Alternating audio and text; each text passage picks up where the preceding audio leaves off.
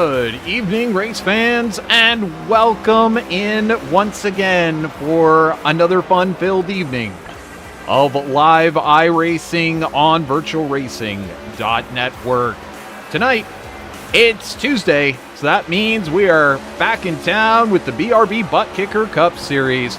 That's right, it is the RevSimShop.com 200 at Bristol Motor Speedway. There's racing, and then there's Bristol, and this should be a lot of fun here tonight, and quite a place to enter our third round of the inaugural season of the BRB Buttkicker Cup Series, presented by Sundance Pizza and Trivista and Idealease. And so with that, guys, I'm so proud to, of course, introduce myself, Trevor Greenfield, with you as always. Christian Snyder is going to be sitting out the night. We'll look forward to having him back here in the booth next week. But tonight, it's none other than the guy who won a bunch of races in the NORA Cup Series this last season, which you saw here on VirtualRacing.Network. It is going to be Vincent Arthur joining us here in the booth, as well as Alex Axman, who's already been one of our commentators here live. And guys, this is Bristol. It's short track racing. This is NASCAR next-gen machines. 50 laps in the first stage, 100 in the second, 200 overall. Vincent, what do you know about Bristol Motor Speedway? What does it take to win here? It takes maneuverability. You need to be able to run the low line. You need to be able to run the high side. We're really going to see what drivers are comfortable getting right up next to the wall. There's usually a little more grip up there, but you can oftentimes save the tires a little better on the bottom. But with the oval refresh we had last week, this is a whole new ball field, and concrete is super temperature dependent, so it'll be very interesting to see how those lines progress as the night goes on. Yeah, and Alex, of course, you've done a little bit of commentary with us. You're kind of new to the iRacing scene, but you've seen enough. What do you think about short track racing, and what do you think about these next-gen machines? Well, and new guy coming in here, the next-gen cars are definitely a handful for anybody who's walking into it new. Short track, they're going to be just a handful, so the drivers are definitely going to have their heads on a swivel and bring in their game here. I know we were talking about how the track is going to be dependent. Temperatures are going to be very important here, and it looks like our track temperature tonight is at 73 degrees Fahrenheit.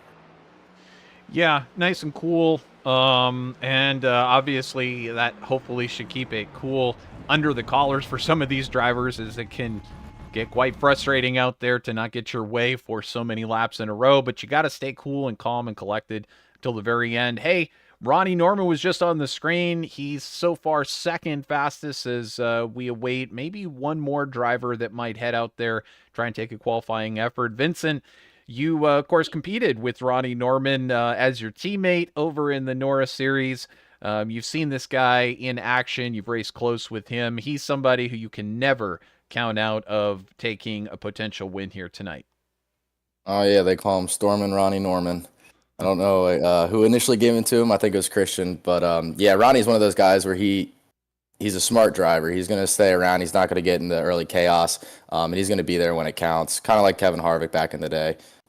He's there to close out races, and he did that about 3 times in the NORA Cup Series this past year. So he's one to look out for. That 32 Camry looks weird, but, he's one that's definitely going to be one to keep an eye on as we get closer to the end. And, of course, you can't count out Gavin Rogers, who took the win last week in dominating fashion. It'd be a shock to see him not be able to perform as high as he did last week throughout the rest of this season, but we'll see. Short track racing is a bit of its own animal. There you can see the points as they are coming in here tonight. Ronnie Norman holding on to that championship lead with that very first win that he took in Daytona. Gavin Rogers with that win last week, now going to slot into second in those championship points, and third, the CEO, if you will, of the BRB Buttkicker Cup Series, Adam Buzzio, there in third place. A lot of great drivers in that top 10. Of course, That's your chase group if it were to be tonight decided, but so many great names outside of that top 10 and still so much racing to go here in the first part of this season. So with that, we now have a chance to go over tonight's starting grid for the RevSimShop.com 200. Pole position, as I said, I mean, I don't know how it gets better than this. You take the win in dominating fashion last week. Here we are this week. On pole position, Gavin Rogers for Next Level Motorsports. Congratulations to him. Starting next to him will be Ronnie Norman. He's ready to defend that points lead. On the second row, it's going to be Stephen Borbell for Next Level Motorsports, and next to him, Carl Pooler for Limitless eSports. And on that third row, Ryder Reminick. Next to him will be Adam Buzzio. Christopher Campbell on the fourth row. Next to him will be Evan Patinko. Starting ninth, Christian Bresnock. And next to him will be Matthew Erickson. In 11th, Jared Hughes. Alongside him will be Eric Hawk. And then starting just behind this group, we can get that on our screen. There we go.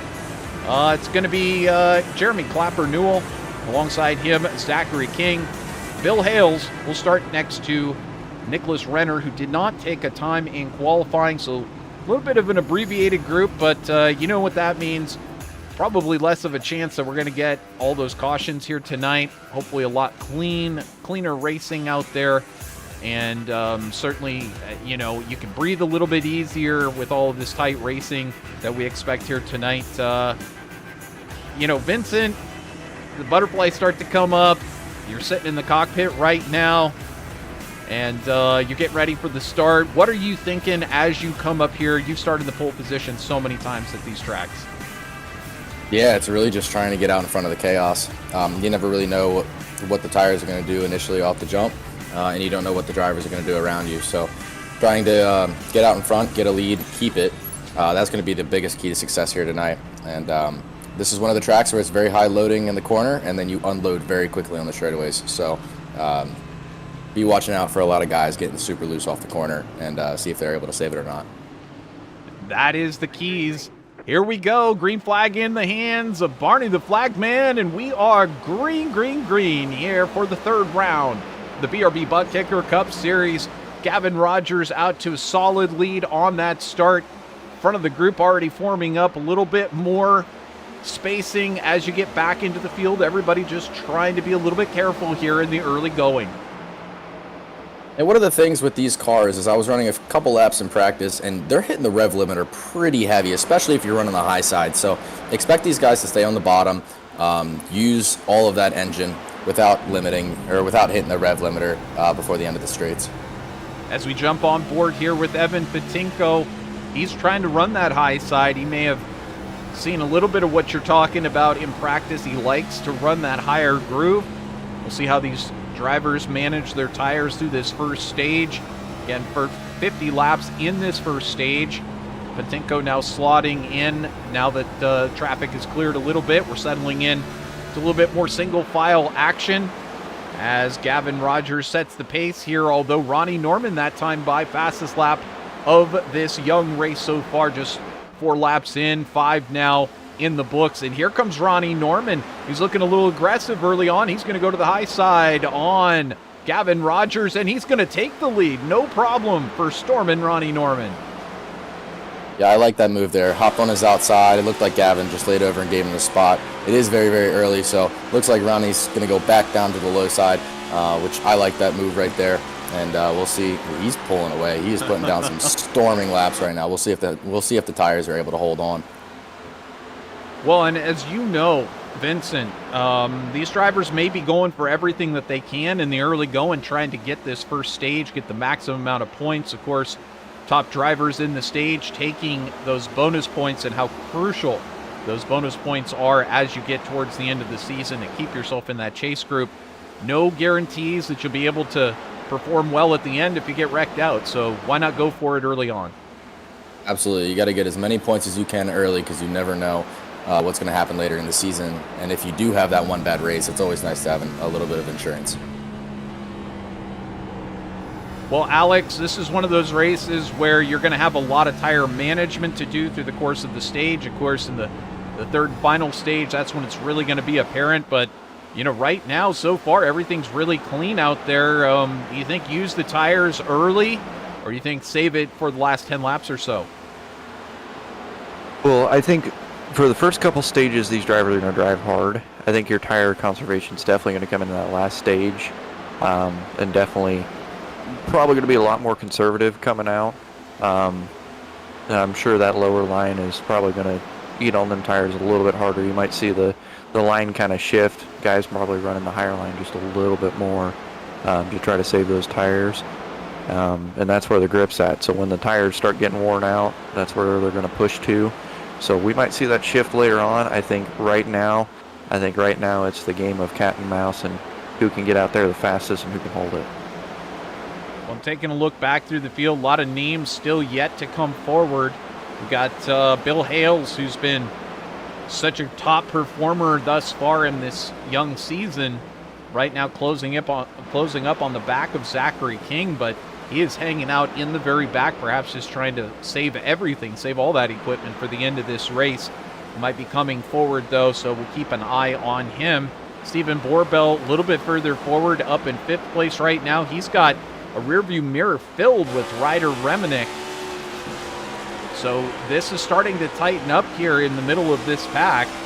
We're going to have to see as Ronnie Norman now jumping out to almost a full second lead. And by the way, hello to everybody joining us live on YouTube. So great to have you with us. Feel free to say hello. Let us know who you're rooting on or where you're watching from. Always love to chat with those of you who are watching live. Talking with Vincent Arthur and Alex Axman, two guys with some real-life racing experience. And just so pleased to have them joining us here in the booth tonight. As we take a look back, here he is. He's under attack, Stephen Borbell. Here comes Ryder Reminick coming forward on that outside line. We're going to have to see if that can pay out here tonight. He's going to get the job done. I've been watching that 92. I've been really liking the way that he fired off initially. He tried to search around a little bit. There's a little bit of contact between the 68 and another car there, but it looks like he got it all together. But I was looking at that 92. He was laying down lap times that were comparable to Ronnie and Gavin up front. He just couldn't find a way around the two. The two did a wonderful job of just taking his line away, but he finally got in front of him. So look out for that 92. I'm really interested to see if he starts moving forward as he's back under attack by that number 2 car. Definitely under attack, and Ryder Remnick and Borbell now racing it out for that 5th position. This is tricky to hold on and not push too hard. Wow, looked like Borbell really got loose there in the number 2. So perhaps some of those tires starting to wear off already on these machines. Yeah, and it's super easy when the car gets unloaded like that. You have so much grip in the corner, and you throttle up just hoping it's going to stick. And then you have absolutely no load down on the car when you come off of the corner. And it is so easy if you have just a little bit too much wheel or a little bit too much throttle to just loop it. Ooh, getting very close there.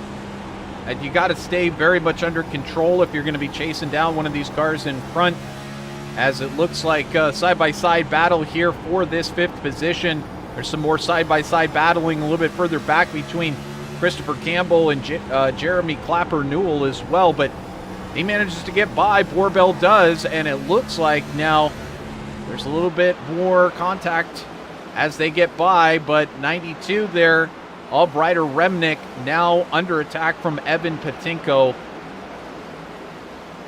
And that's just how quick it can go from a solid feeling machine there in the 92 Toyota to being a little bit more out of control than you would like. Here comes Evan Patinko coming forward on the low side. That's the preferred line. Or is it yet? He's not able to pull off that pass. And this is the point in the run where you're finally going to see the tires wearing enough that people are going to be able to move around. I see some people sticking to the bottom, and I see some people moving up and starting to run by the wall. So as the rubber gets laid down, as the concrete gets heated up, it's going to be really interesting to see what line is actually dominant and which driver in which line. Everybody has a little bit different of a preference, as the battle for the lead is very, very tight. Yeah, so this was a second gap not long ago.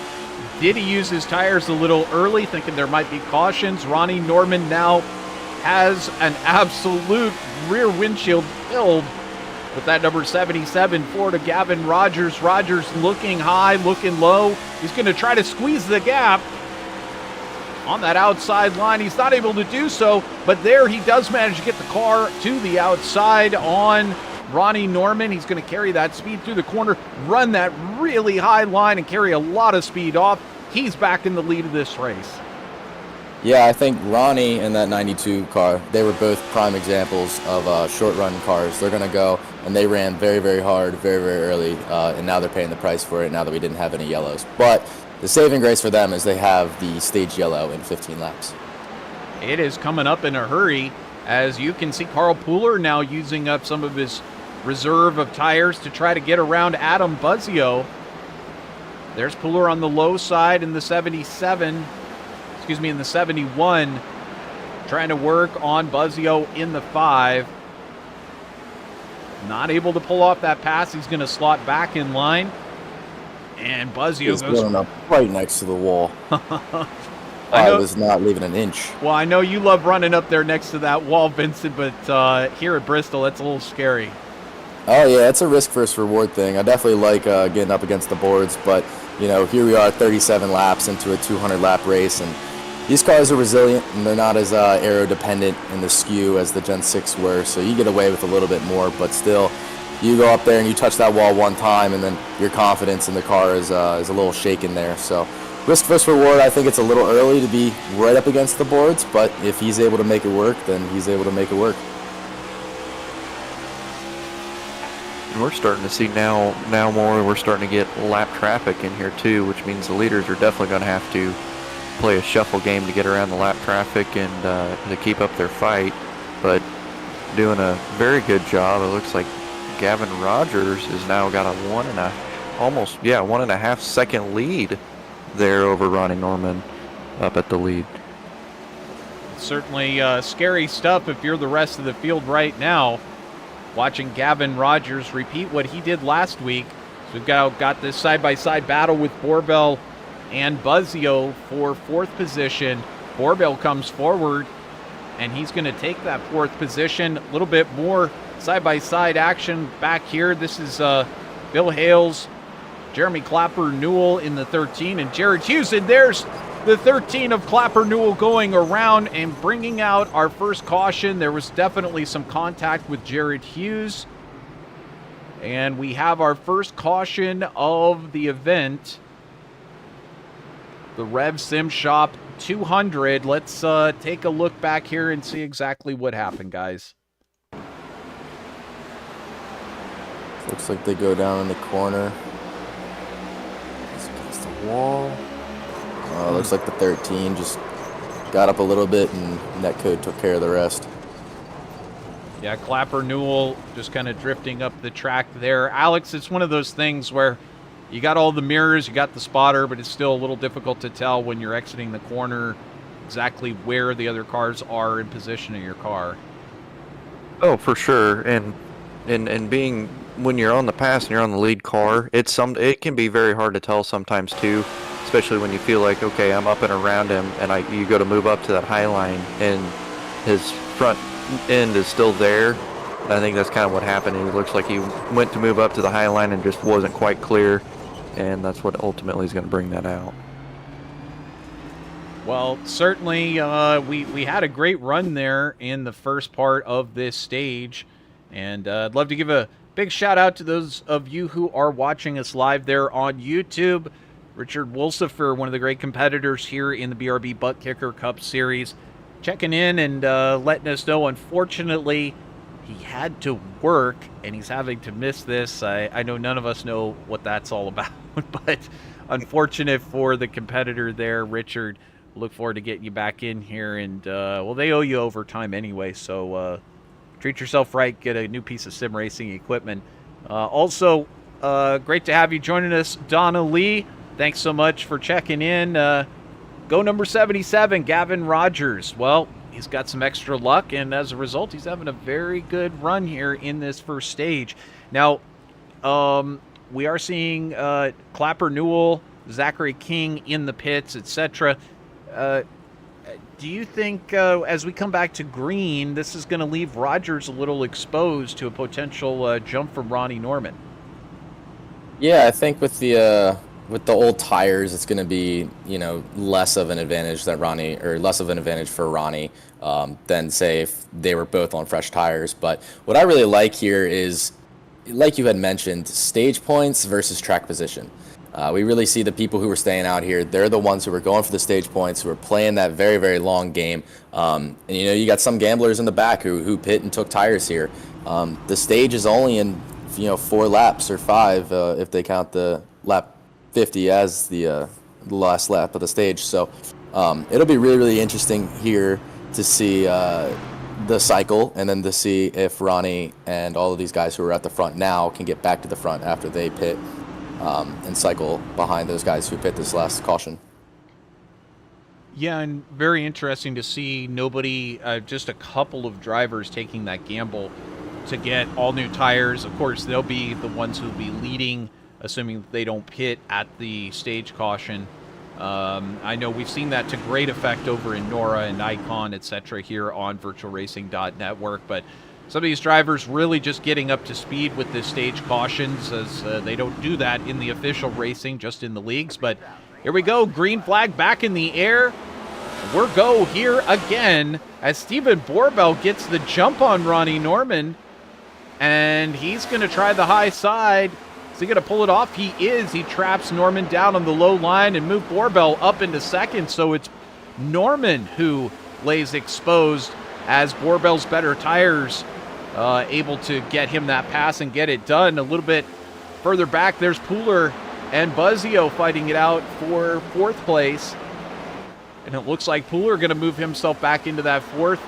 Is Patinko possibly going to have something to say about that 5th place and get some of those great stage points? No, it doesn't look like it, but here comes Christian Bresnock on the outside. He's going to get stuffed up behind Adam Buzzio, and there is your caution. So the top 5 going to stay: Gavin Rogers, Stephen Borbell, Ronnie Norman, Carl Pooler, and Adam Buzzio. That's your top 5 for the first stage. So with that, we're going to take a momentary break, and we're going to hear from the Buttkicker company. And if you don't know what Buttkicker is yet, you're going to find out here in just a second. We'll be right back here on VirtualRacing.Network, your home of the BRB Buttkicker Cup Series.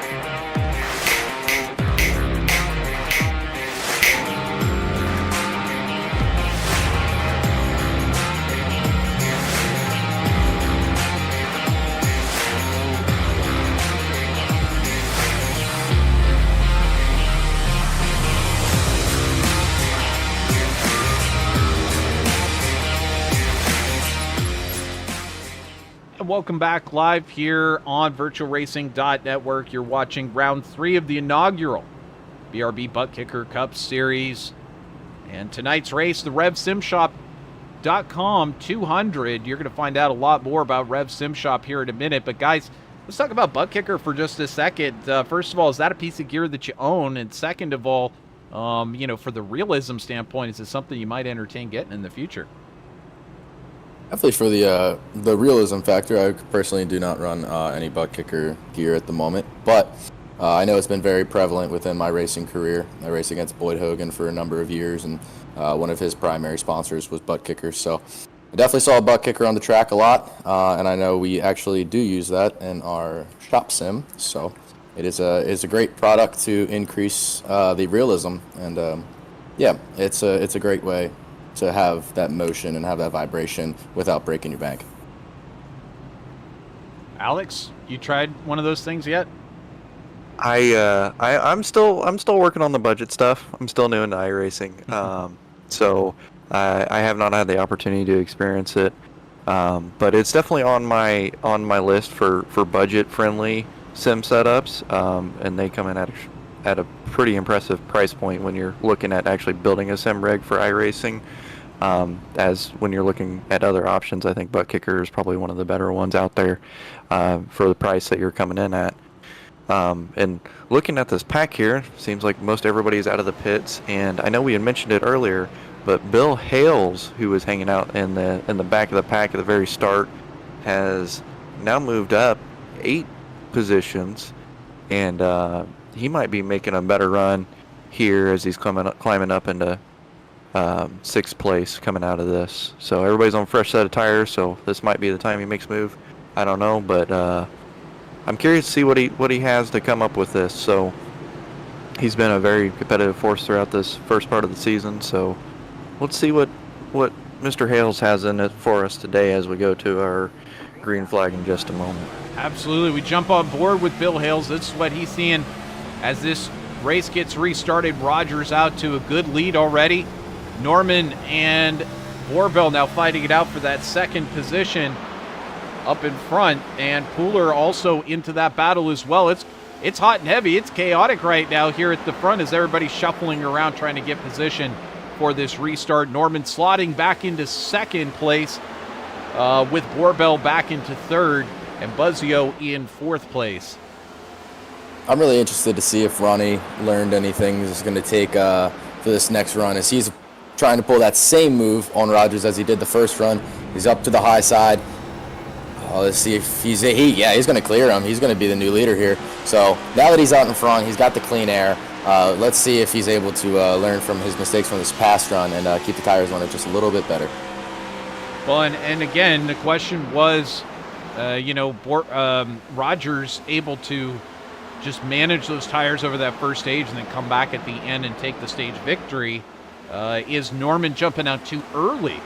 And he certainly, it seemed that way in the first stage, but he did manage to hang on and take a top spot in that first stage. Looking a little bit further back, here's some more side-by-side racing action happening. Borbell actually now straightening out, and Pooler now jumping down to the low side again on Buzzio, trying to take that position, but thinks better of it and slots back in. Hales just behind this group in 7th place right now, trying to think about how he's going to continue to come forward, but taking that kind of slow, metered approach towards working his way through the field. Already up 8 positions, and our highest climber of the race so far, Bill Hales, right now sitting in 7th spot, kind of looking on and taking those opportunities as they come to him. But everybody's kind of getting stacked up now behind Ronnie Norman. And here comes Gavin Rogers on the outside. Yeah, I think Ronnie was trying to learn from his mistakes, and he was backing up the bus. So there was a huge check up there. Gavin jumped to the outside, and he's going to pull the same move that Ronnie pulled on him just a few laps prior. Killer move there from Gavin Rogers, driving that number 77 for Next Level Motorsports, able to take over the top spot once again, as Norman going to have to settle in back into 2nd. Looks like Borbell maybe went up and touched the wall there for a second. Patinko has managed to climb into the 4th spot, so right now top 3 are where they qualified, but jump back to Evan Patinko. He's up 4 spots already, and he's looking very good at that number 96 for Spirit Racing. Yeah, Well, Gavin Rogers. Go ahead. We've got quite the interesting run here. I mean, Patinko and Buzzio were not necessarily high on the qualifying, but they have been gradually hanging out in the front here. Definitely seeing Patinko making his moves. I'm starting to wonder more and more if there's some of these drivers that aren't necessarily focusing on the stage point and maybe just trying to play a slow climb to the front here versus wearing the tires out on the first stages. Yeah, wow. Patinko sideways exiting the corner. I don't know if he's got as much grip as he would like right now. He's getting a little crosswise on that steering wheel into and out of these corners, kind of hanging on for dear life. But certainly these drivers definitely trying to figure it out through these first two stages, see where their car stacks up, see how they're going to run that entire 100 laps of that third and final stage. And right now, if I were trying to strategize, I would say that it's looking like it could be quite a lot of green flag racing potentially in that third stage. So you definitely got to do that job of managing these tires. You're not going to get a bunch of freebies getting cooled down because of cautions. Wow, although Patinko really jumping out sideways there, he almost caused a caution right now. Yeah, these cars love to sit on the right front, and then as soon as they sit on the right front, it goes all to the rear. So there's a lot of that really, really light, that lightness off of the corner that we've seen these drivers really, really struggle with. But looks like Ronnie Norman has reeled Rogers back in, and let's see if he tries to pull that outside move once more. Well, this is getting very interesting at the front of this race. Ronnie Norman on the outside. He does it again. He manages to make that pass on Gavin Rogers, as it looks like Rogers is the one who maybe used up a little bit too much of the tires. He's going to need to drop back and cool down these tires, get everything back under control, and then he might be able to lunge back forward again. Here comes Stephen Borbell into the picture. What will he have to say about this before the end of the stage? We're clicking him off really fast. Just 22 laps remaining here in this second stage of the night. Yeah, and it was really interesting. Once Rogers took the lead, I expected him to jump out and just be gone, considering the gap that he pulled at the end of that first stage. But looks like Ronnie was able to reel him back in, and just as much as Ronnie took the lead, he's already back under fire. So I don't know, maybe these cars handle a little better in dirty air than they do in clean air. But yeah, no, Rogers is right back on the bumper of Ronnie Norman. Well, and the group is really stacking up behind the leaders now. Everybody has kind of closed that gap in, so it's going to be a very interesting battle coming up for the next 20 laps in this stage here. That's exactly what I was just looking at. You've got about 9 cars in that front group that are all within touching each other, able to potentially make a move. So with 19 laps here in this stage, this is looking like good old-fashioned short track racing, where everybody is just hanging close enough, waiting to take that opportunity. As Gavin Rogers ducking down to the low side for just a moment, he maybe thought about it, didn't want to leave himself too exposed to the attack from Borbell there in third. But this is very tight racing up at the front, and right now throughout this field, it's there's not a gap bigger than a second all the way back to Zachary King back in 13th place. So lots of drivers still hanging in this one. We look back here, this is Eric Hauk and Zachary King fighting it out for that 12th spot.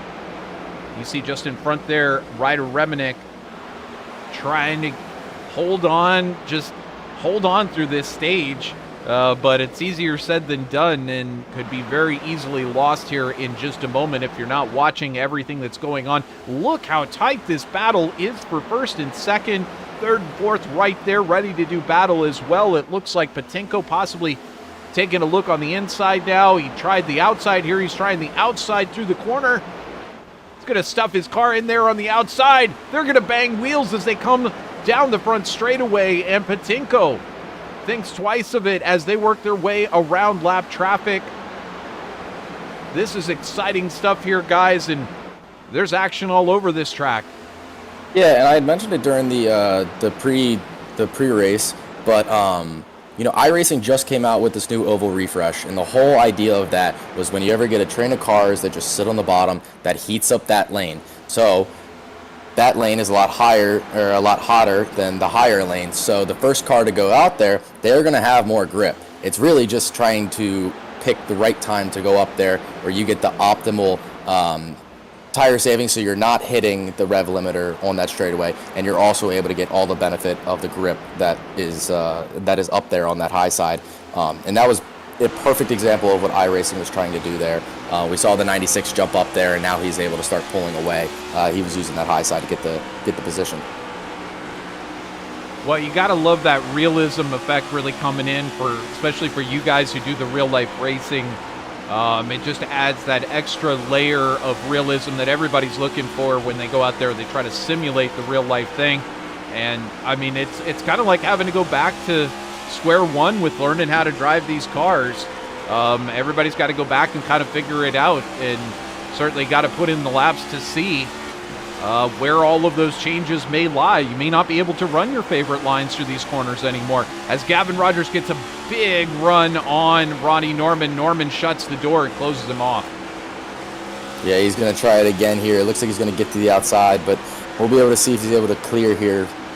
But yeah, no, exactly as you were saying, it's like relearning these things all over again. I don't think I've driven a car the way that I do now since probably like 2018, 2019, before the new tire model. So it has been a while since you've had to search for as much grip as these guys are doing. But Ronnie Norman's pulling the exact same move. So this is what I was just talking about. That high side, yeah, it might wear the tires a little bit more, but there is so much speed up there right now because nobody is running there.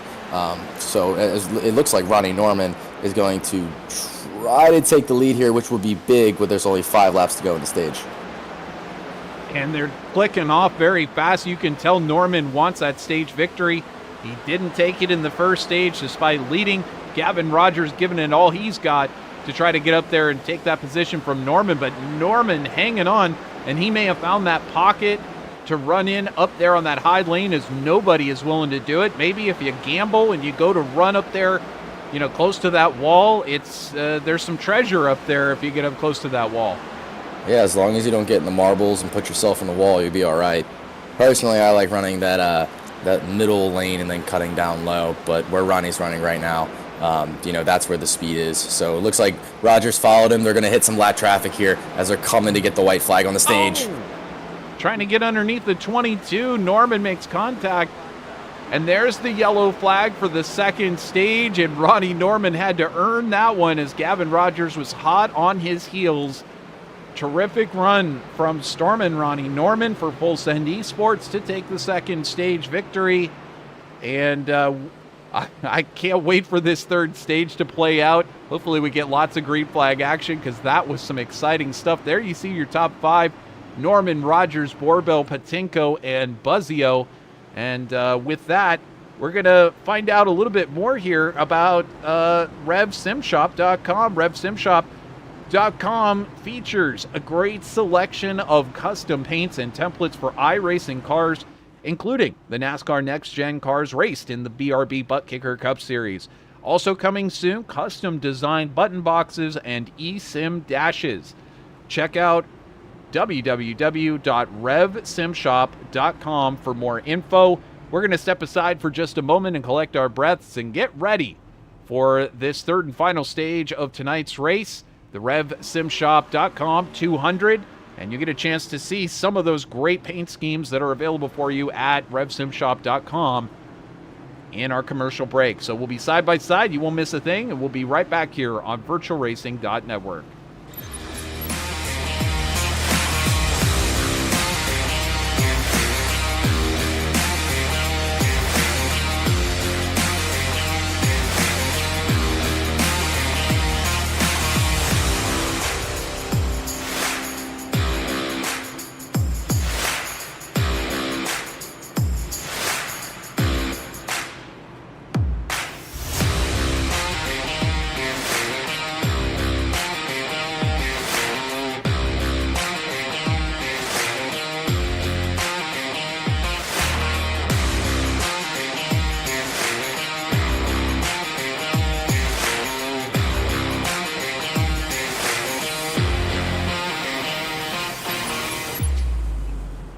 And back live here on VirtualRacing.Network. We were just talking off air. You were just mentioning, Alex, how awesome it is to be able to see a green flag stage like that play out. In official racing, not so easy to get a full green flag run or race in. It's usually a yellow fest. My personal experience with Bristol is that's the place where your iRating goes to die. That and Talladega. I've never had a good run here, but It's good to see that these guys are holding these cars in line. I mean, there's definitely more chance of, yellows coming into it. Tires are going to get a lot more worn out. I mean, we're talking about going 100 laps on a green flag, and as we can see, these guys are definitely taking their pits when they can get them. So it'll be interesting to see who can hold it together. But the person that definitely that I've got my eye on for sure is definitely going to be Bill Hales, who's climbed nine positions now. He's been our leader in passing people. I'm curious to see if he makes a run up to the top 3, and if these guys can hold it together as we get further and further into this race, and the track gets hotter and tires get wore out. So it's going to be a wild ride for a lot of these drivers, I have a feeling. Yeah, and Vincent, certainly being able to enact a full tire management run strategy, it should be a lot of fun. Here we go for these guys to do another about 94 laps. We're going to stay green the whole time. Gavin Rogers out to a big jump there as Borbell able to slot up into second. Ronnie Norman forced to move back into fourth as he's now side by side with Adam Buzzio for that third position. You see him still racing back there for position, but Buzzio now solidly up into third. Yeah, that was not the restart Ronnie was looking for. He needed to utilize his short run speed there and at least stay in second, but he's fallen all the way back to fourth because we got a spinner on the front stretch. Don't know if that's going to bring out a yellow or not because it's off the racing surface. But that 51, he clocked the inside wall. I would not be surprised if that left front suspension is damaged heavily. Yeah, that's Zach King, and he was already a lap down at that point, and it looks like it just kind of got away from him. There's another car having a big issue at the moment. It's not Bill Hales. It was 68. I believe it is 68 having an issue. I believe it was Campbell. Yep, and Campbell was there. He pulls it into the pits. So is this just cold tires getting the better of these guys? Yeah, I think it might be. I don't think there's been too much change in the track temperature. Initially off of those restarts, the track's still 73 degrees, so it hasn't changed too much over the race. Just cold tires and pushing a little too hard, a little too early. But that is the peril of Bristol. You got to be super careful early so that you have a car to make it to the end. Because if you hit the wall at that angle, it's no doubt going to break that suspension. Well, and with the way how prima donna-ish these cars are, it's if you hit it just a little off angle from that, you might just toast that engine. So you got to be careful of that always, because that could end your night. But Ronnie Norman able to get back by not only Adam Buzzio, but now Stephen Borbell. Norman is storming back up to the front, now up into that second position. This is just what we saw before. About five or 10 laps under his belt. He's got the tires warm, kind of knows what he wants to do with the machine, and now he is marching forward in a hurry. So watch for that number 32 Full Send eSports machine to keep making its way forward. We check, looks like Bill Hales had an issue there. I know, Alex, you've been keeping your eye on him, but looks like he had an issue with that restart, now dropping back to be kind of by himself, a second and a half off of Matthew Erickson, now sitting in 10th spot. So if this does stay green, that could be quite problematic for Hales. Now we've got some side-by-side racing just in front, as looks like Clapper Newell has managed to recover from his earlier incident. Now he's getting a little sideways coming back. But that's just kind of Bristol for you. He recovers just fine, and now he's back chasing down the cars in front. Yeah, for as calm as the first two stages were of this race, you can definitely feel the intensity's picking up, and the 22 gets super loose off there. Oh, I think he wrecked it around, yep. That's Eric Hawk, who was looking really solid in the first couple of stages, and with that, of course, he does bring out that caution. Let's see if we can jump back there and see. It's just been a lot of these drivers starting to get a little loose. I think this one just kind of got away from him. Yeah, from what I saw, he got loose, and then when you try to go catch it, and the car sits back down on the left rear is still designed to turn back to the left. So, it's not going to help you at all. And yeah, it's just such an easy mistake to make, but such a costly one. Well, we'll take. Here's an interesting move that I just seen. Obviously, the cars are going to get upset and get loose, and we're starting to see that more and more now. But Ronnie Norman has entered the pits, and I don't know if he's taken 2 or 4, but that'll be interesting for the front stretch. Maybe he's going to try to hunt down that jump. But coming into the pits this early, there's a couple drivers. I just wouldn't have expected Norman to be in there. Well, Trevor, if I know one thing, Ronnie took 4. And if I know one thing about pitting to try to get out in front of somebody else, this could end very poorly. But I think Ronnie, I like the strategy play. It might be a little early, but he's definitely out in front of him. And if this thing goes green, it might just be playing right into his hands. Well, he's going to have another 2 sets of tires if he wants to utilize them for late race cautions. But if this does stay green, can Ronnie potentially make it to the very end without having to pit again? I think he should be able to. Usually at Bristol, you can make a lot of laps on fuel, and with him coming and topping off, everybody else is going to have to pit. And when you do pit under green, you lose at least 2 laps. So he might be able to save if he needs to. Now that he has that little bit of a buffer. Oh, and I'll be curious to see too if even if it does stay green, or even if we get another yellow, if because of the fresh tires now, if that's just going to catapult him right up to the front. I think he's in a kind of a safe place either way, just because it's so early on, wouldn't you say? Yeah, I'm a fan of it. Trevor, what do you think about this strategy call?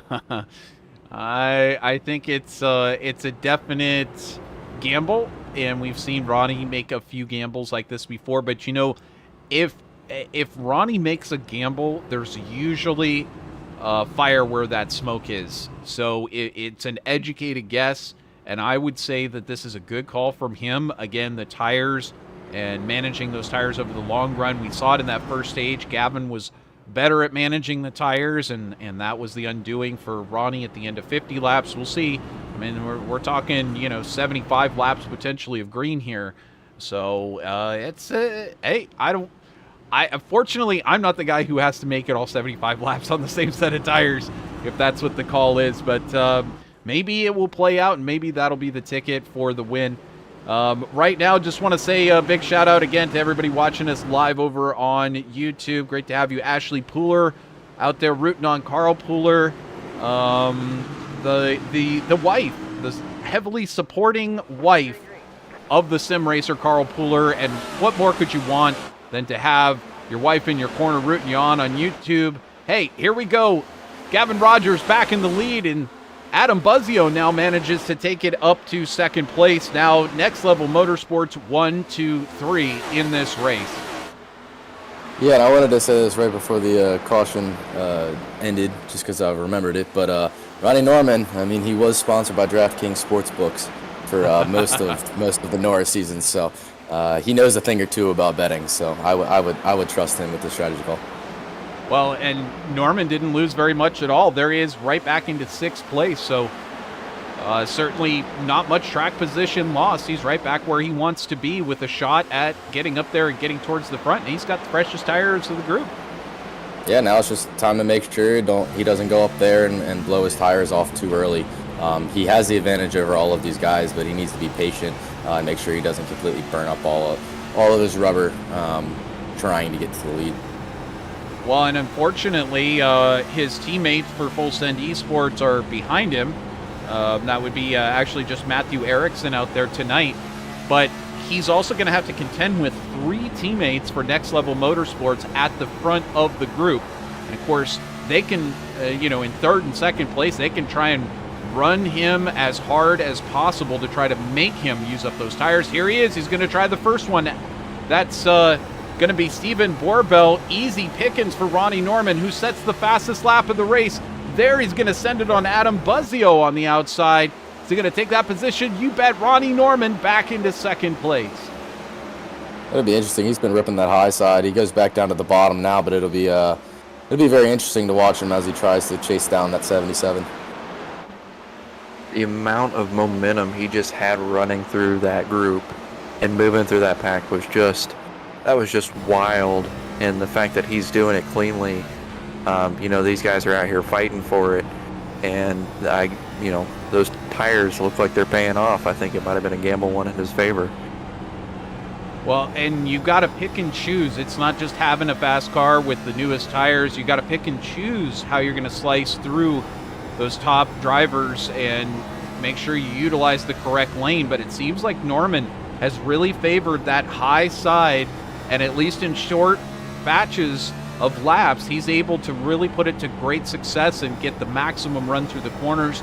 So, of course, he was able to take two teammates in the span of one lap there just a moment ago. So will he have something for Gavin Rogers, who sits a second ahead right now? That is a question we're going to keep watching on that. In the meantime, here's Evan Patinko in that number 96. He makes his way around not only Stephen Borbell, but Adam Buzzio, and now he moves himself into podium position territory into that third spot. Yeah, his rise to the front. Pretty good. Go ahead. I was just saying his rise to the front has been slow and steady, but he's here now. So it'll be really interesting. Trevor, you alluded to it earlier. He's kind of one of those guys who wasn't racing too much for stage points, but he's showing up here at the end. As Ronnie Norman somehow closed a second in 2 laps, which is absolutely astounding. And now he's on the outside going for the lead. We'll see if he's able to get it here. I wouldn't be surprised if he does. And then we'll have a new race leader in Ronnie Norman. Well, he is loving the outside groove, and tonight he is loving Bristol, Tennessee. There's racing, and then there's Bristol, and for Ronnie Norman, there is the outside lane, and that thing is gold. He is able to make his way by these other drivers, absolutely no issue whatsoever, and I don't know if it's just his driving style or what, but it doesn't seem like the other drivers are finding that same level of success. So right now, Norman able to clear Gavin Rogers for that top spot, and he is holding on for dear life as Rogers does not seem to be falling back as quick as maybe Norman might think with the amount of momentum that he had in that closing right there. Yeah, Ronnie just doesn't look comfortable in the bottom. When we were sitting on that onboard shot, it seemed like he wanted to cut down off of the corners, but he was already running the apron. And that's why when he moved up, he was able to carry so much momentum. He just doesn't look comfortable trying to wrap the bottom, so it'll be interesting to see if he tries to stick down there for much longer, or if he moves up a half a lane to a lane to try to get that little bit of cut off the corner, as the 77 is all over his bumper. Tell you what, you couldn't quite fit a piece of paper between these two here just a moment ago. Now it moves back to almost a full car length. About a half a car length between them at the moment, and the 77 still trying to size him up and figure out, is this guy for real? Is he going to walk off? Is he just cooling the tires down? What is happening now with this number 32? And if I were the 77, I might just kind of go up and start playing around with that top side line and see if I could capture some of that number 32 magic, because that seems to be the hot place to be. Yeah, Ronnie looks really good in 1 and 2. Not this past time around, but the 2 times before that, he was running. He was entering with his left side tires on top of that bottom strip of rubber, and he was able to get a really, really good run off the corner, and it was working for him. But then down in 3 and 4, it just didn't seem like he's got the same momentum. But he's going to be forced to the top here. Look how much he pulls. If I'm Ronnie Norman, I'm going to the top, but he's the one behind the wheel. And he might know a little bit more about tire saving tonight at Bristol than I would.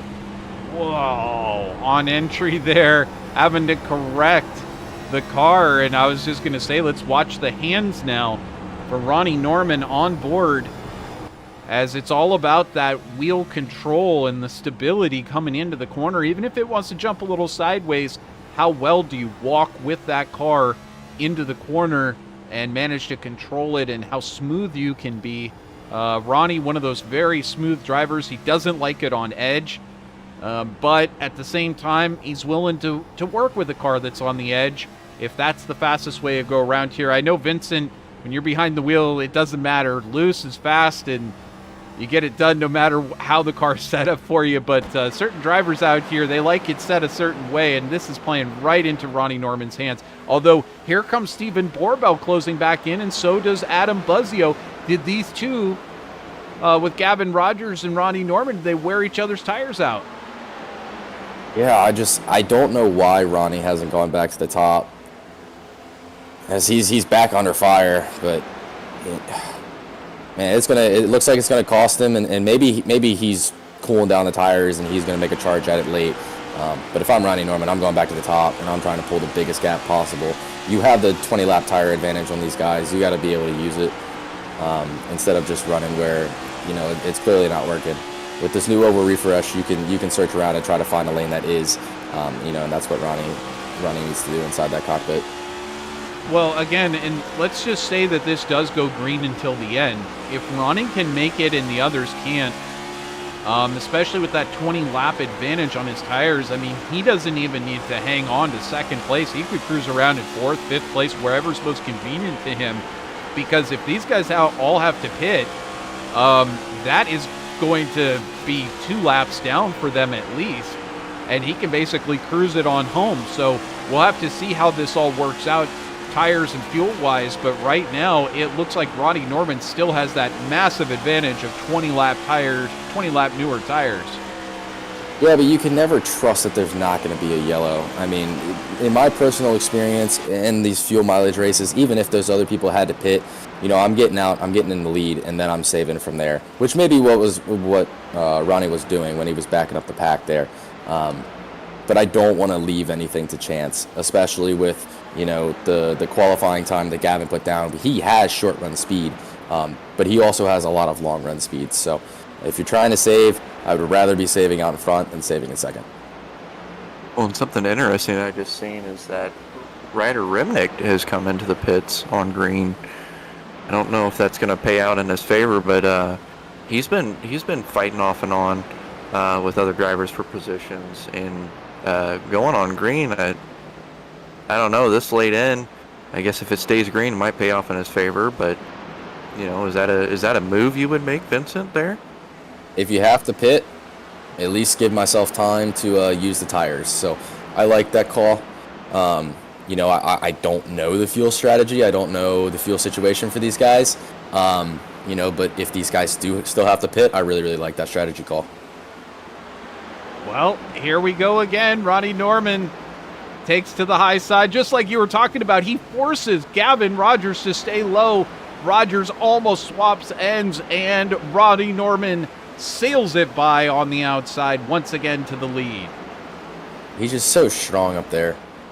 I don't think anybody right now is running the high side the way that Ronnie Norman is. And we saw him go up there and just how easily he was able to get around the 77. I do think he's saving. The more that I think about it, I think he's short on gas and just trying to make it to the end, because the 77's back all on his bumper, and the bottom lane is the shortest way around the track. Almost looked like Rogers got into him there in that corner on entry, but too tough to tell from the onboard cameras. But these two have been battling all night. It was Rogers who took the first stage victory with Norman behind him, and then reversed order for the second stage. Here we are deep into the third stage, just a little over 30 laps remaining for the end of this race. The RevSimShop.com 200. This has been an exciting one, a lot of green flag laps so far, and these have been the two top runners of this event. But if we look, there's still a couple of drivers that are very close. Adam Buzzio right there, just 0.3 of a second back. He's hanging in there. Maybe going to be able to take advantage if these two do tangle. He's in the perfect catbird seat to be able to jump in and possibly snag a win here. Yeah, we've seen it before, and we might see it again. So I like the position that 5's in. And just to touch on that 92, I think he did have an issue because he was back down pit road this last time by. And then another driver of note here that's kind of slowly creeping up, and we haven't really talked about him much. Bresnock has managed to climb up here and is slowly sinking in to 5th place as well. So, we're seeing the field kind of shift up here a little bit. Some of these guys that have been kind of just consistent in the mid-pack, are starting to creep a little bit closer to the front here. So I'd be curious to see, what that's going to mean for these, last 30 laps here at Bristol. Yeah, and he was the fastest car on track last time by 2/10 over the leader.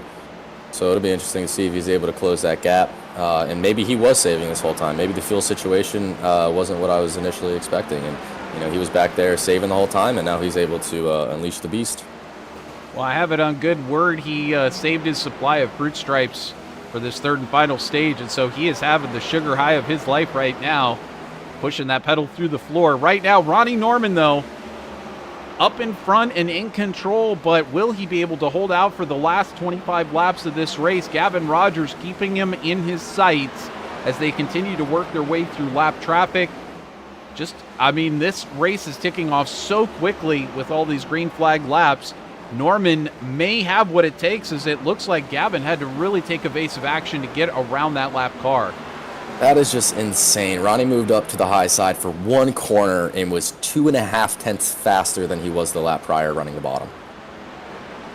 Well, and I got to ask you this, Vincent, if you've got that advantage, because certainly as we see Borbell having to run up the track with Bresnock fighting him right now for that fourth spot, let's say that you're Ronnie Norman and you're sensing, hey, I found something here. He's raced enough that he knows that he's maybe found something racing that high side. If you've got that in your hip pocket and you sense that not everyone else is sensing that that's a trick that they can use, do you maybe save that as much as you can and then bust it out when you need it? Definitely nice to always have a card in your back pocket, but even if I was trying to hide it, I'm alternating when I'm running the high side. I'm not patterning my running at all, so people don't pick up on it, but I'm still using it to my advantage, or at least doing what Ronnie's doing this previous corner and running a little bit higher, just to get a little bit of that advantage. But no, I would definitely be alternating the high side, the low side, 1 and 2, 3 and 4 every couple of laps, just to eke out that advantage. Well, and there you can see on the right side of your screen just how the advantage has played out. It came down quite a bit, but now it's growing back to 0.3 of a second as Norman starts to really extend this car and extend the lead. Does he have the tires in hand to pull off the victory here again tonight? He won the first stage, or the first race of the season at Daytona. It's a drafting track, plate track. It's kind of a crapshoot who could win in one of those types of races, but here tonight at Bristol, a short track, it does take a certain level of mastery of these cars and the tires to really understand how to get the most out of the cars. But so far it's been all about Ronnie Norman using that high groove, everyone else being a little bit afraid to get up there and get their tires a little dirty on the high side. And right now Ronnie Norman is up to about a 5-car length lead over Gavin Rogers as we close in on the last 15 laps of this race. About a half a lap away, that is where 5th place is now doing battle. That's Carl Pooler, who's got Stephen Borbell trapped behind him. But Borbell's starting to climb back into this battle very quickly, so Pooler may not be able to necessarily hang on to that top 5 if Borbell can keep climbing back. But back up in front, Norman having to choose how he gets around these lap cars. Is that going to be his undoing tonight? Just 14, make it 13 laps to go here at the line. And I like what he's doing. He's moving up. I wouldn't be surprised if once it hits 10 to go, he goes all the way back to the top. Because at that point, it's worth using all your advantage. Plus the 77's up there now.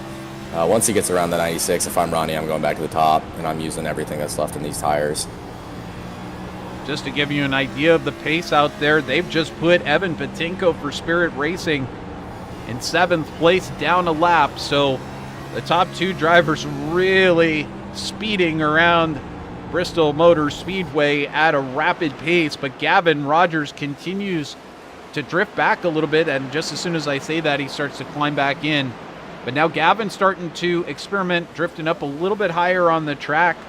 And then you got to go 2.6 seconds, almost an entire corner back here, to Adam Buzzio, who is in that final podium position. But he's had a great run out there tonight, moved up 3 spots from where he started. great run for the CEO here of the BRB Buttkicker Cup Series. Christian Bresnock, hey, what more can be said? 5 positions gained, and suddenly he's up here in the top 5 into 4th spot, having a really solid run. Carl Pooler hanging on right now to the top 5 position that he's got. He's dropped a spot from where he qualified, but he is trying to get that 4th spot back from Bresnik as he closes in on the low side. Just 7 laps remaining for Ronnie Norman. Will it stay green until the end? Gavin Rogers now drops 2 seconds back. What has happened to Gavin Rogers? It might have just been Ronnie taking. Oh, yeah, something's definitely wrong. He's hitting the apron off the corner. I think he might just have no tires left. It looks like he's super tight here, putting a lot of wheel into it. And every time you go down the corner and you put a lot of wheel into it, all you're doing is just shredding that right front. Is he shifting? Yeah, he must be really, really struggling. That right front is gone. He might have hit the wall and had some suspension damage, because I have never seen a car go away that quickly before. It's certainly possible, as Norman now escapes off. 2.9 seconds the lead. Just 3 more laps to go at the line. Norman got the high five from Barney the Flag Man. He knows that it's in sight. Just 3 more clicks around Bristol Motor Speedway, and he will have his 2nd race of the season in that win column. He's looking right now to make his way under that number 2 of Stephen Borbell in 6th position, put him a lap down. And this is it, guys. Just 2 more laps to go here at the line, and we can stay green for 1 more lap. That'll be the final end of this race, regardless of whether a caution would come out. So Norman doing everything that it takes here tonight, running the high groove, basically pulling one out of Vincent Arthur's playbook to run up there next to that wall, and it has worked wonders. The white flag from Barney the Flag Man is in hand. Just 2 more corners remain for Ronnie Norman for Full Send eSports, and he'll take the 2nd victory of the season. What an impressive run to the end there. I don't know what happened to Gavin. That was very unfortunate for him. I think he was still able to get 2nd place there, but hats off to Ronnie. Wonderful, wonderful strategy call. DraftKings Sportsbooks, his sponsor this past season. That makes sense, and he's going to walk out of here the victor. Well, I am wondering, certainly, you look at the tire situation there, and the tires being 20 laps newer. I mean, what an advantage to have against all of the other competitors. That gamble, you asked me whether or not that was going to pay off. I should have said absolutely if it's Starman Ronnie Norman who's doing it, because he just pulled off a masterful strategy call, took advantage of a yellow at an early time in the 3rd stage, and able to take victory. Congratulations to Ronnie Norman. We're going to take a momentary break here. We're going to get the final results up on the screen and go through those, and then we'll get a chance to chat with your podium finishers. Stay tuned here on VirtualRacing.Network, the official home of the BRB Buttkicker Cup Series.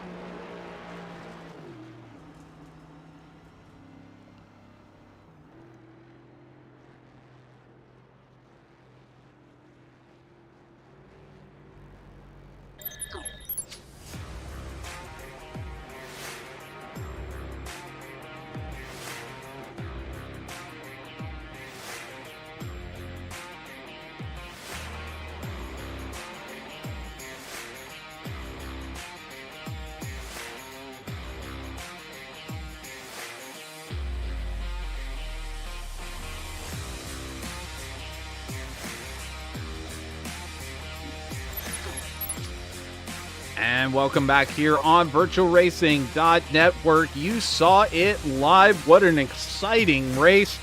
Filled mostly with green flag laps, and as a result, you saw some of these drivers use some, really the only one using an alternate strategy there for fuel and tires was Ronnie Norman, but it paid off huge to his advantage.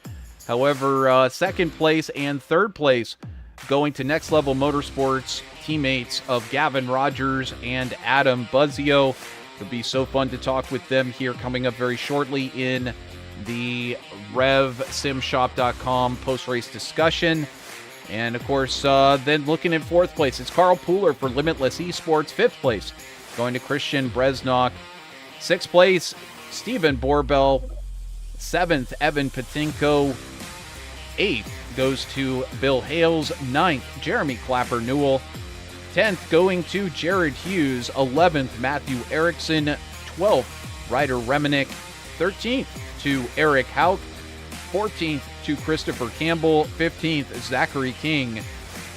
And no laps returned by Nicholas Renner. I believe he was doing admin duties out there tonight. But fantastic run. If you enjoyed this racing here from the BRB Buttkicker Cup Series, make sure to subscribe here on VirtualRacing.Network. And, of course, please like this video. Leave us your comments and all that good stuff. It helps to get it pushed out there to even more folks to discover this great racing here. So with that, we're going to get a chance here to chat with our 3rd place finisher, Adam Buzzio. And I believe that, Alex, you've had a chance to catch up with Adam as he's exited his cockpit. Yeah, and I was getting ready to reach out to you here. Adam, what a adventure for you. I know you came in about mid-pack when we first started this, and then a 3-car climb all the way up into the podium. What was it like out there? And, was the change in iRacing, was that a big shock to you at this race compared to what you've been dealing with? Yeah, it was. The first 2 stages were incredibly tough for me. I just could not keep the tires under the car. I knew it was going to be different because of the tire model and things like that. We did a practice race last night, but it wasn't as long. The stints weren't as long, so it was tough, but we found a little something there in the 3rd stage that I didn't expect to find. We started running that high to middle lane, and I was able to keep the tires under me, and I was actually pretty comfortable for the whole race. I just wasn't able to keep pace with the front 2 tonight, though. Yeah, it really seemed like you were kind of just in the fight there early on, but you definitely came back there on the back end. Was there a tire strategy or fueling strategy, or what allowed you to kind of catapult back up here into the 3rd spot? There was strategy, but it went out the window because we didn't get any cautions after that. After the stage break, we had that quick one come out, and that was the only thing we saw. Our strategy was kind of based on a caution coming, halfway, 3/4, something like that.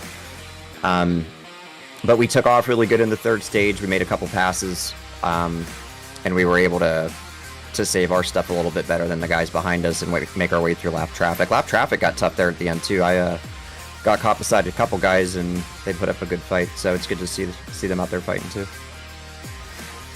Well, and one fight you put up, taking the podium here tonight at Bristol, and it was great to see one heck of a race here. Is there anybody you wanted to shout out while you're here in the booth with us? Yeah, for sure. I want to thank my wife, Julie.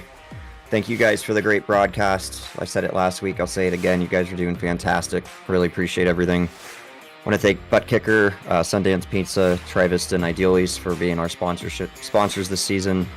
Thank my teammates, and thank all the drivers that came out and stuck with it tonight. I know tonight was a tough race for a lot of guys, but I appreciate everybody that stuck it out with us. Well, and ladies and gentlemen, that is your 3rd place position, Adam Buzzio, and putting on one heck of a show. I know, Vincent, you had a chance to catch up with our 2nd place winner, Gavin Rogers. I did. Gavin, it's Trevor, Alex, and Vincent up in the booth. You got a copy? Yes, sir. Well, man, you had a really, really fast car tonight. You led a lot of laps. You were the biggest competitor to Ronnie Norman tonight. What was the difference there at the end? Just playing games. I was saving my stuff, and then Ronnie comes around. He has the tires. He's able to pull away, but he was playing games and was just brake checking me in the corners. Just every time I go by on the outside, when he does that, he goes right back around me, and I'm just running my line. Like, we were running probably 14 4s and 5s, and once he got in front of me, he slowed down a bit, and we were running like 15-second laps. So I didn't really appreciate that. I'll remember it for next time. But it was a good race. I had good pace. Our team really had a good pace. We were up in the front, top 5 basically the whole race. I don't know where Steven ended up, but I believe we all got a top 5, if I'm not mistaken. So good team effort, good team points, and just good race overall. Yeah, we saw you were sticking to the bottom a lot of the times. It seemed like people were pretty hesitant to go up to the top. But the top was very quick. Was there a reason why you were avoiding the top, or just walk us through the thought process with choosing lanes out there tonight? I was most comfortable with the bottom. It was the best saving tires. I know when you run top, you basically kill your tires. Once I went up there those last couple laps, I had to go back to the bottom because I burnt the heck out of the right front. So that's mainly probably one of the excuses for Ronnie to come back down in front of me, but to go 5/10 slower isn't a very great excuse. But you know, it is what it is. Well, fair enough. Is there anybody you would like to thank for your second place run tonight? Yeah, for sure. Want to shout out the league sponsors: Buttkicker, Idealist Trivista, and Sundance Pizza. Glad to have Sundance Pizza on board. They're a great partner. And shout out to you guys for the broadcast. You guys have always done a great job. Glad to have you guys on board as well. And shout out to all the league admins: Steven, Adam, Richard, Carl, Mason, Nick, and Rev. Glad those guys are they're so great. We're a great team. And shout out to all the people watching. Well, man, thanks for putting on the show tonight. It was an absolute pleasure to watch you out there. Go enjoy your second place. Appreciate it. And Trevor, I believe you caught up with our winner. In fact, I have caught up with our winner, Ronnie Norman. What an absolutely astounding victory for yourself. Mr. Stormin' Ronnie Norman, as you become known. You stormed through the field a couple of times, including that final time. You took tires and fuel on that caution, and first of all, what was going through your mind to take that strategy call and pit so early and put yourself in that alternate strategy? And second of all, how great was that call, because you ended up winning your second race of this young season for BRB Buttkicker Cup Series. Yeah, I appreciate it, Trevor. I didn't really know what was going to come out of it. I just knew that there wasn't really many on the lead lap, so if I pitted, it wasn't really going to be hard to get back to the front, just run the high side. Plus with my fresh tires, I didn't really care about burning them off, running the high side, getting back up to the lead. So that was mostly my plan. It worked out. Usually if I pit and go to the back, I get caught up in some stuff, and luckily that wasn't the case tonight. So yeah, no, I guess it was a good call. I mean, I had one extra set left. I just felt like that after that caution, we were going to go green the rest of the way, so I just wanted to have the freshest tires possible. I knew we only ran 20 laps on them, but just kind of took a chance and did it, and here we are in Victory Lane talking to you guys. Seems to be quite familiar, as of course we've done that a lot here on VirtualRacing.Network, but here so far the BRB Buttkicker Cup Series, you've taken the championship lead, and you're now defending it and putting some points between yourself and Gavin Rogers. But then talking about that, we heard Gavin Rogers, he's not exactly happy with you right now. He's going to remember for the future, said that you're playing some games with him. You get by, and then possibly you were brake checking him into the corner. What do you have to say about that? Well, after Nashville last week and him dominating the race, I wasn't wanting that to happen again. So basically, I mean, yeah, I was playing games with him leading up to this. My whole plan this race was to get in front of him, just to give him dirty air. Try not to let him run his race. Try to make him be behind the car most of the time, so that way he's a little bit, I don't know if he'd be uncomfortable or not, but like, you know, just always seeing a car in front of you, you're going to run a little differently than if there was nobody in front of you. So in that stage one, I burnt my stuff up, learned a lesson, finished third, and then coming into stage two, like I said, I just wanted to get back in front of him. And I wasn't really I don't believe I ever brake checked him. I just was slowing down, just running my line. And that's why I told him, I said, if he wanted to go back around me, then he can pass me on the high side. It's there for him. So I was just running my line. He was trying to save his tires, so I was just slowing down to his pace. I think it really showed there in that final stage. I think at one point I was talking to my teammates, I was like, we was running like 112 mile an hour around the track. So we were really slowing the pace down out there. That's up there in the front. So yeah, no, I mean, I wasn't messing with him. I was trying to give him a hard time. Like I said, he just had such a clean race last week in Nashville. I just didn't want him to do that again. And I felt like I came out here and did the job that I needed to do and got the checkered flag. Well, and right now the timing is iRacing releasing, as Vincent was calling it, an oval refresh here and introducing some changes. All total, I'm not sure all of the changes that are affecting the Cup cars, but certainly the tire model may be affected, but then definitely the track itself, the heating up of the grooves on that low line. Now, it looked like maybe you had something figured out pretty early on by using that high lane. And I know you like to sometimes run that high lane, but it looked like you took a page right out of Vincent Arthur's playbook, go up there, run up next to that wall, and it seemed to really work for you tonight. Yeah, there toward the end with I think it was 10 to go, because I knew he was still pretty close. I was just going to start running, and I even seen him starting to go to the high side and start running a little bit faster and gaining on me. So the plan was to go up there, but as soon as I started running the middle, not even really the high side, and I just took off, and I was really surprised by that. So I think that may be where the fresh tires came into play, because there were 20 lap pressure tires per se. I really don't know, but yeah, no, I was honestly surprised when I started pulling away and won by 6 seconds. I wasn't really expecting that, so I just it was like a feel-good moment for you, I guess you can say. Well, that big advantage on those tires obviously playing a role there, and Gavin trying to keep up. He just couldn't do it in the very final stages. Vincent, you got anything to say with your teammate and a guy that you've raced very close for a number of seasons now? Ronnie, you did what I know you could do. It was really fun to watch you here tonight. Yeah, man, it was killing me. You got into the lead and you went back down to the bottom when you were just absolutely blistering out when you were on the top. Was it that big of a tire difference? I know Gavin had said you'd destroy your right front if you went up there, but was it really that big of a difference?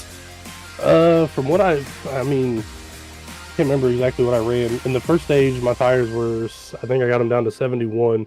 And then in that second stage, when we really slowed down, and I started, I got in front of them to slow the pace down. After, I think it was, what was it, 45 laps, my right front was at 92%. So it was a big difference from first stage to second stage. I learned a lot from it, but I was scared to run the high side as long as I did, just because I didn't want to burn up the right front. But I don't know, man. It's like night and day up there, really. But I if you want to pass somebody the fast way, then yeah, you want to rip the top and then just get back to the bottom. I was just so scared to burn that right front up like I did in the first stage and him just pull away from me. So I don't know. Like I said, it would have been interesting. I mean, I would have loved to run the high side all race and just do that, but I don't think it would have been very good, because I had a teammate that had a meatball flag and he blew it right front. So, and I don't even know where he was running at. I don't know if he was high or low, but yeah, it was detrimental out there for sure if you were running that high side and just going full throttle at it. Well, awesome. Absolutely. Congratulations, Ronnie, taking that second victory of the season for yourself and Full Send. Who would you like to thank for your run to the top of the podium tonight? Yeah, I want to give a thanks to Rev Sim Shop for broadcasting or sponsoring tonight's race, along with the Buttkicker, Sundance Pizza, Trivista, and Ideal Lease, along as the sponsors for this league. Shout out to NOS Energy Drink for being on the car. Thanks to you guys for broadcasting these races, and Vincent hopping over in here and seeing what we got going on over here. So appreciate him taking his time out on a Tuesday night to come help you out. Shout out to everybody that puts this league on, and shout out to my teammates, Matt Erickson and Christopher Campbell. He also joins the chat, and shout out to Brady Modes. He wasn't here tonight, but hopefully he'll be back next week. So I know he would have been having some fun up there with us as well. So just thanks to everybody that puts this on, and we'll move on to next week, and just happy to get win number 2 of the season. Well, it's always our pleasure to cover you here on VirtualRacing.Network, and I mean, obviously it's going to be fun to track with you through the remainder of this season. Ronnie, you're stellar driver out there, and you're always raising the benchmark wherever you go. Congratulations on taking another win here. Appreciate it. Thank you, guys. So that is Ronnie Norman of Full Send eSports, kind of a satellite operation for Full Send, but giving a big lift to the team, and obviously to his off-season for Ronnie Norman from racing over in Nora. But congratulations to the whole field, making it a very exciting green flag, mostly race all tonight. And of course, big shout out to RevSimShop.com for sponsoring tonight's race. The Rev Sim Shop 200 RevSimShop.com features a great selection of custom paints and templates for iRacing cars, including the NASCAR Next-Gen cars raced in the BRB Buttkicker Cup Series. Also coming soon, custom designed button boxes and eSIM dashes. Check out www.revsimshop.com for more info, as well as, of course, Sundance Pizza, Idea Lease, and Trivista, some of the sporting sponsors of the BRB Buttkicker Cup Series. With that, of course, coming up this next week, as maybe we could clear some stuff off the screen, make it a little easier to read. There we go. You can see it on your screen there. We're going to be heading to Charlotte Motor Speedway. That'll be coming up next week. And then we'll be taking a couple of week gap, heading to Dover, and then our first road course of the season at Circuit of the Americas, a place that Vincent Arthur knows very well, as does Alex Axman. And guys, tonight was a great race, a lot of green flag racing at Bristol, which is fairly unheard of. But your thoughts on tonight, and we'll close this one out. I'm really glad I went green. I feel like some of the best races that I've been a part of and that I've watched were at Bristol when it went green, and I think that's what we saw here tonight. Hats off to Ronnie with an excellent strategy play. Hats off to Gavin Rogers for just being bad fast throughout the entire run.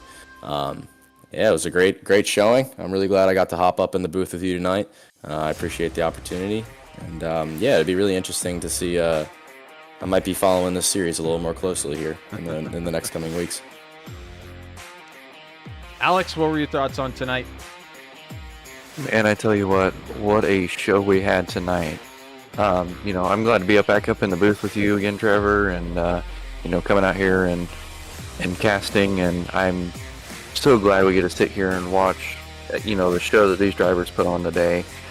Between the battles that were going on, obviously our first and second place runners were just at it the whole race. There was no breathing room between the two, and right until the very end. And what a show at Bristol tonight! I'll just tell you that much. I was glad to be here, glad to be a part of it, and I just was enjoying the night. Yeah, it was. What a special thing to see a race like this play out. And I think it's just indicative of what you got in the BRB Buttkicker Cup Series in general. High level of competition, great drivers, and of course, just to echo what you guys said, it was a great lot of fun to work with you guys both again here tonight. I'll look forward to having you both in the booth anytime. Of course, you got some big shoes to fill, as we're hoping to get Christian Snyder back here next week. And of course, he's the guy who owns the Full Send eSports team. So I'm sure he's looking to get back here and cover a series where he leads the points. But there you can see the celebrating Ronnie Norman. He has so much to celebrate. 2 wins in 3 races. Will Gavin Rogers be able to respond next week at Charlotte? Make sure to tune in right here on VirtualRacing.Network and find out. On behalf of Vincent Arthur and Alex Axman, Adam Buzzio, and the rest of the admin team of the BRB Buttkicker Series, and all the competitors, we thank you for joining us here for this live coverage. We'll welcome you again next week, same time, 8:55 p.m. Eastern Time, right here, the home of BRB Buttkicker Cup Series, VirtualRacing.Network. Until then, have a lovely rest of your week, and we hope you stay well and stay safe and enjoy the rest of your holiday season. Bye-bye, everybody.